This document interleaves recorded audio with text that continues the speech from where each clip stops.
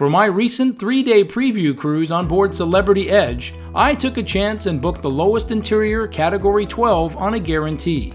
A guarantee means that you only book a minimum specific category, but no room assignment is given at time of booking. The upside is that you can sometimes get an upgrade to a higher category than you booked, but the downside is that you have no control over where your eventual room will be located. For this cruise, I ended up getting assigned a room in Category 12 as I had originally booked. My first thoughts after finding the room number 6192 on the deck plan was that this room looks small, and at 181 square feet, it is smaller than other interior categories.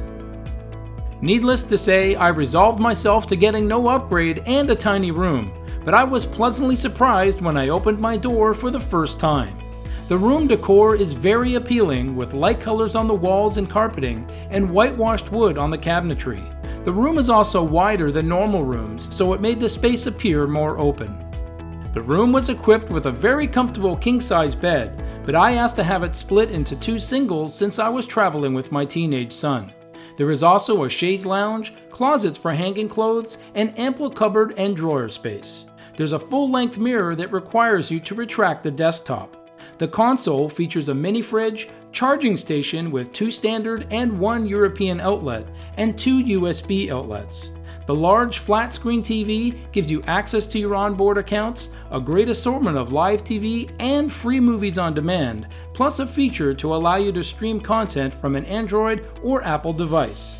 The bathroom was a real treat. The walls are covered in faux marble, which gives you a feeling of elegance, and the same light wood is carried through from the living area. By cruise ship standards, the bathroom was above average size and featured a large sink, vanity and wall storage, and a very large glass-enclosed shower. The bathroom also has always-on ambient lighting under the vanity, great for those dark trips to the bathroom at night. Overall, this room provided a comfortable space to unwind, sleep, and refresh. I would consider booking this room again.